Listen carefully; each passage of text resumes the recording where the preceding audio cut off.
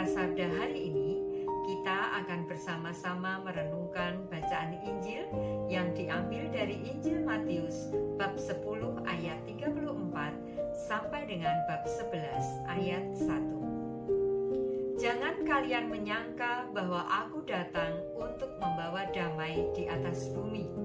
Aku datang bukan untuk membawa damai, melainkan pedang.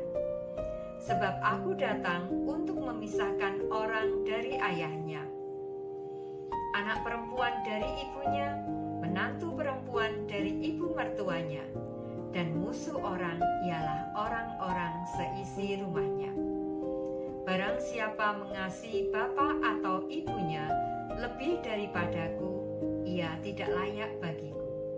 Dan barang siapa mengasihi anaknya laki-laki atau perempuan lebih daripadaku, ia tidak layak bagiku.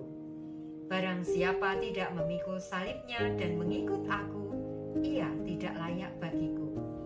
Barang siapa mempertahankan nyawanya, ia akan kehilangan nyawanya. Dan barang siapa kehilangan nyawanya karena aku, ia akan memperolehnya. Barang siapa menyambut kamu, ia menyambut aku. Dan barang siapa menyambut aku, ia menyambut dia yang mengutus aku. Barang siapa menyambut seorang nabi sebagai nabi, ia akan menerima upah nabi. Dan barang siapa menyambut seorang benar sebagai orang benar, ia akan menerima upah orang benar.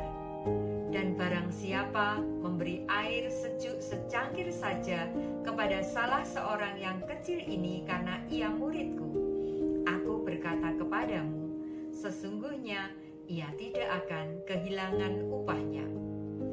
Setelah Yesus selesai berpesan kepada ke-12 muridnya, pergilah ia dari sana untuk mengajar dan memberitakan Injil di dalam kota-kota mereka. Demikianlah sabda Tuhan. Terpujilah Kristus. Ibu dan Bapak serta saudari dan saudara yang terkasih di dalam Kristus. Sabda Tuhan yang baru saja kita dengarkan bersama mungkin terasa sangat mengejutkan dan keras bagi kita. Yesus yang sering kita pandang sebagai pembawa damai bersabda bahwa dia datang bukan untuk membawa damai, melainkan pedang. Wow, kedengarannya mengerikan sekali. Lalu, apa sebenarnya makna dari sabda Yesus tersebut? Melalui sabda tersebut, sebenarnya Yesus tidak bermaksud untuk mengatakan bahwa ia mendukung kekerasan atau perpecahan. Tidak sama sekali. Sebaliknya, Yesus ingin menunjukkan bahwa mengikuti Yesus membawa konsekuensi yang tidak mudah, bahkan dapat mendatangkan konflik antar anggota keluarga. Mengapa demikian? Dan bagaimana hal tersebut bisa terjadi? Mengikut Yesus menuntut komitmen total, yang kadang-kadang bertentangan dengan nilai-nilai dan prioritas dunia. Yesus ingin kita mengasihinya lebih dari kita mengasihi orang tua, anak, atau anggota keluarga yang lainnya. Lantas, apakah itu berarti kita tidak boleh mengasihi keluarga kita? Tentu saja bukan itu maksudnya. Melainkan, kita hendaknya menempatkan Yesus dan panggilannya sebagai prioritas utama. Dan Yesus menjadi pusat hidup kita. Dalam perikop tadi, Yesus juga bersabda tentang memikul salib dan kehilangan nyawa karenanya. Ini berarti kita juga harus siap menghadapi penderitaan dan pengorbanan dalam mengikutinya. Wah, semakin serem ya.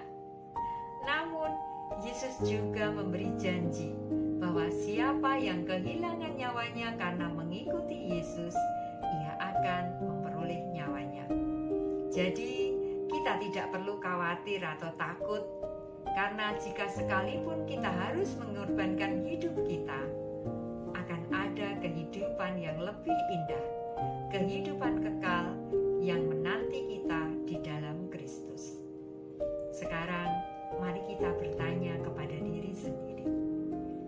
apakah Yesus benar-benar sudah menjadi pusat hidup saya? Apakah saya siap untuk memikul salib dan mengikutinya, apapun konsekuensi yang harus saya tanggung? Semoga berkat Tuhan memampukan kita untuk menempatkan Tuhan sebagai prioritas utama dalam hidup kita.